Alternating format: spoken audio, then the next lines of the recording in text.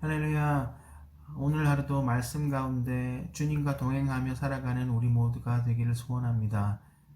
오늘은 이 땅에서 주님의 길을 가는 동안이라는 말씀의 제목으로 고린도후서 5장 1절에서 10절까지의 말씀을 함께 나누도록 하겠습니다. 말씀을 먼저 읽도록 하겠습니다. 만일 땅에 있는 우리의 장막집이 무너지면 하나님께서 지으신 집 곧 손으로 지은 것이 아니요 하늘에 있는 영원한 집이 우리에게 있는 줄 아느니라. 참으로 우리가 여기 있어 탄식하며 하늘로부터 오는 우리 처소로 덧입기를 간절히 사모하노라. 이렇게 입음은 우리가 벗은 자들로 발견되지 않으려 함이라. 참으로 이 장막에 있는 우리가 짐진 것 같이 탄식하는 것은 벗고자 함이 아니요 오히려 덧입고자 함이니 죽을 것이 생명의 삼킨 바 되게 하려 함이라. 곧 이것을 우리에게 이루게 하시고 보증으로 성령을 우리에게 주신 이는 하나님이시니라. 그러므로 우리가 항상 담대하여 몸으로 있을 때에는 주와 따로 있는 줄을 아노니 이는 우리가 믿음으로 행하고 보는 것으로 행하지 아니함이로라. 우리가 담대하여 원하는 바는 차라리 몸을 떠나 주와 함께 있는 그것이라. 그런즉 우리는 몸으로 있든지 떠나든지 주를 기쁘시게 하는 자가 되기를 힘쓰노라.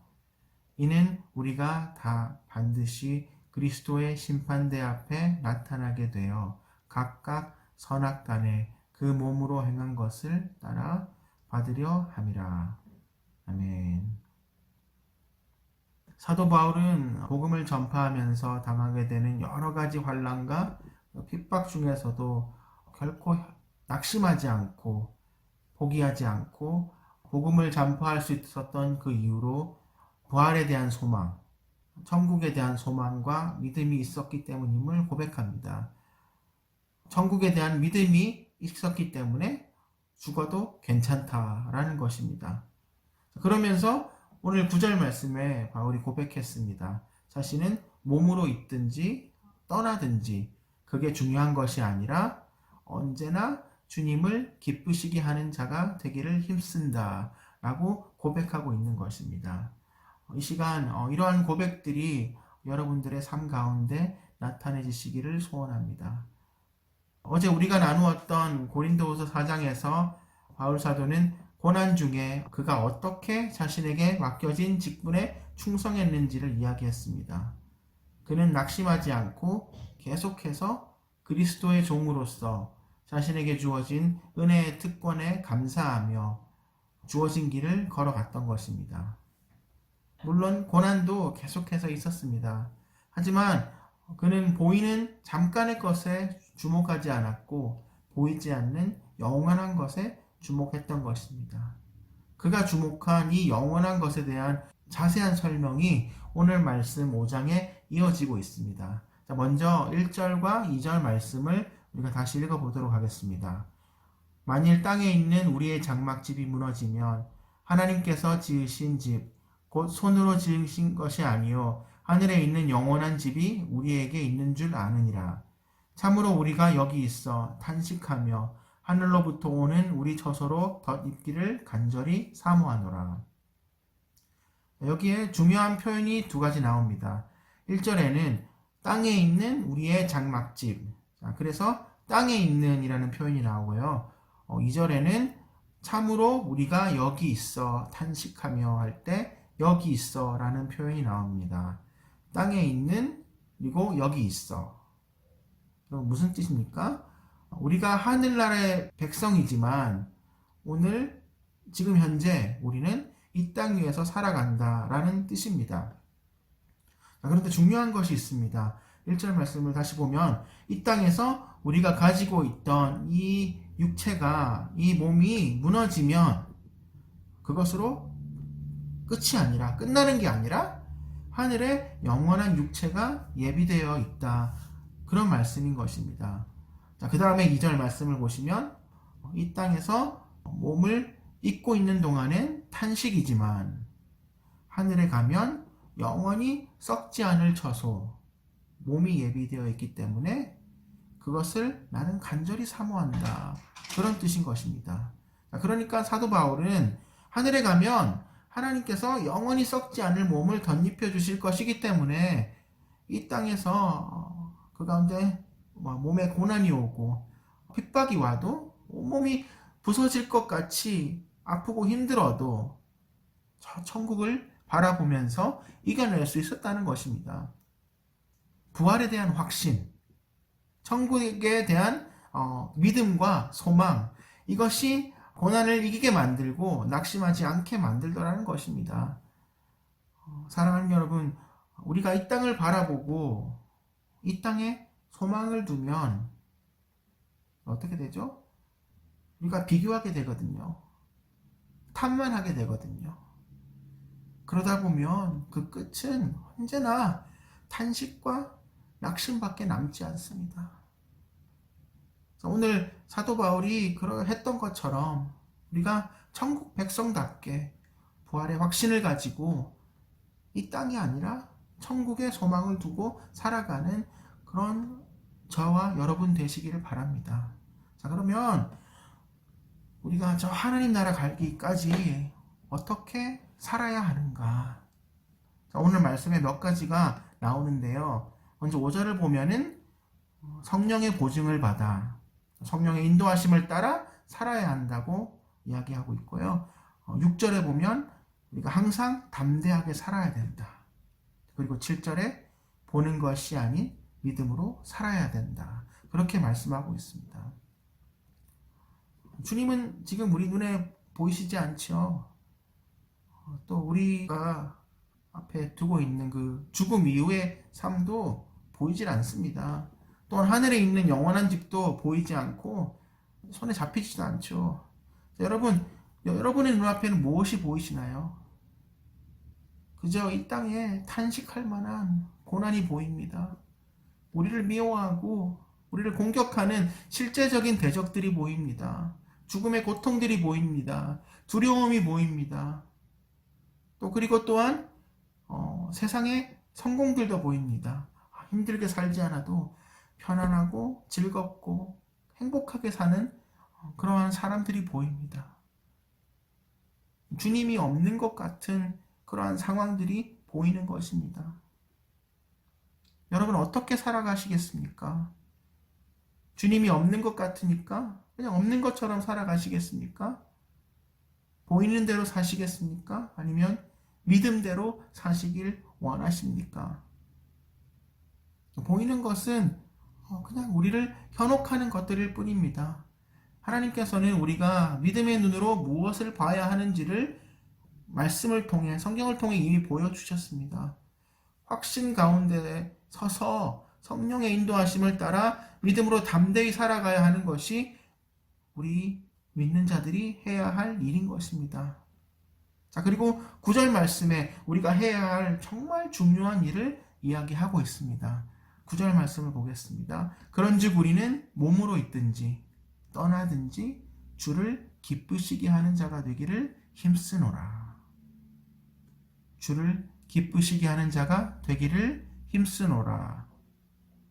바울에겐 지금 죽느냐 사느냐 하는 그런 문제에 대해선 그는 별 관심이 없습니다. 바울의 관심은 오직 어떻게 하면 주님을 기쁘시게 할까? 여기 온통 그의 마음이 가 있는 것입니다.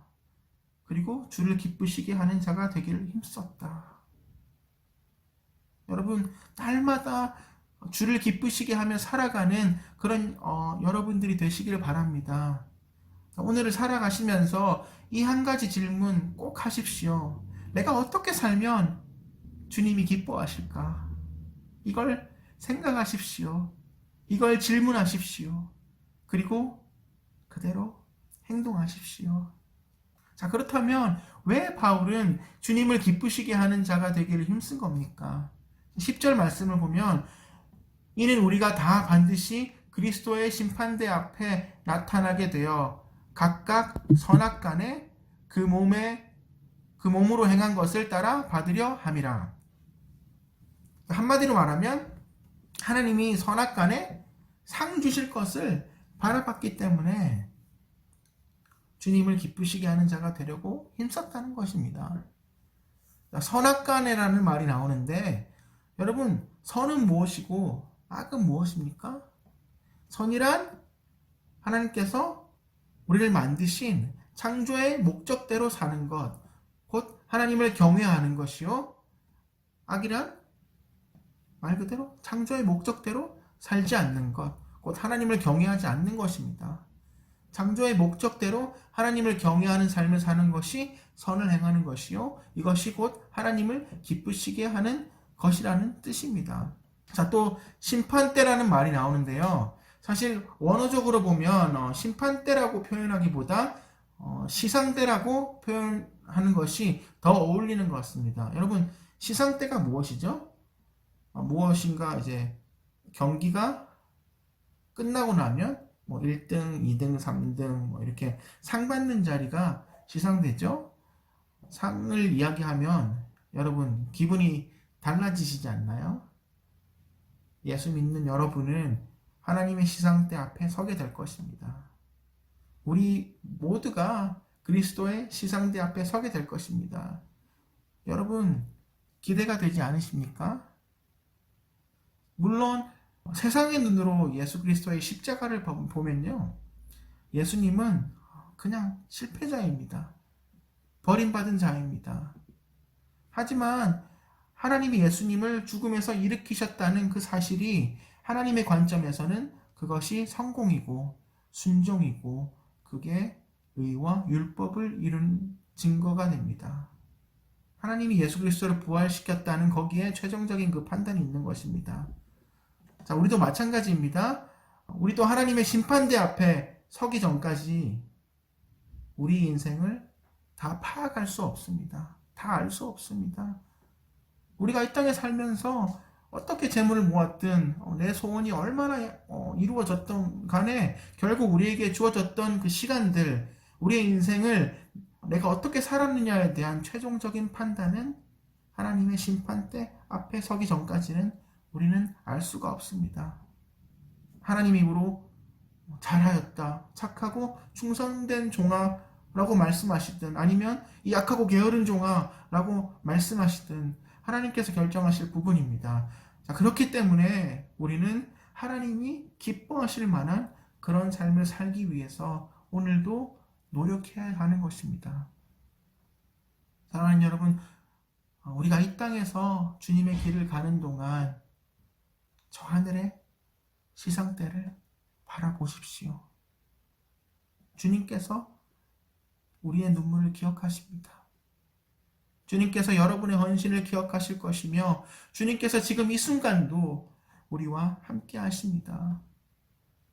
자, 그렇다면 이 시간 우리가 정말 알아야 하는 하나님께서 기쁘시게 여기시는 것이 무엇일까요?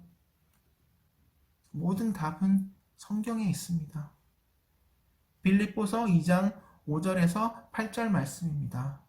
너희 안에 이 마음을 품으라. 곧 그리스도 예수의 마음이니 그는 근본 하나님의 본체시나 하나님과 동등됨을 취할 것으로 여기지 아니하시고 오히려 자기를 비워 종의 형체를 가져 사람들과 같이 되었고 사람의 모양으로 나타나셨음에 자기를 낮추시고 죽기까지 복종하셨으니 곧 십자가에 죽으심이라. 성경은 정말 간단하며 정확한 답을 주고 있는 것입니다. 주님께서는 하나님의 말씀에 십자가의 죽음에 이르기까지 순종하셨던 것입니다. 하나님을 기쁘시게 하는 것, 하나님을 경외하는 것, 하나님과 동행하는 것이란 아버지 말씀에 죽기까지 순종하는 것입니다. 이 땅에서 우리 주님께서 허락하신 길을 가시는 동안 이러한 삶 사시는 여러분 되시기를 바랍니다. 오늘 이 아침 이 시간에 여러분의 삶의 초점을 영원한 하나님 나라에 맞추시기를 바랍니다. 그러면 이 땅의 길을 가는 동안 주님을 기쁘시게 하는 삶 되실 줄 믿습니다. 기도하겠습니다. 살아계신 주님, 오늘 이 아침에도 우리에게 말씀 주시며 영원한 하나님의 나라를 바라보며 또 소망하며 주님을 기쁘시게 하는 삶, 순종하는 삶 되기를 소원하며 기도하게 하심을 감사드립니다.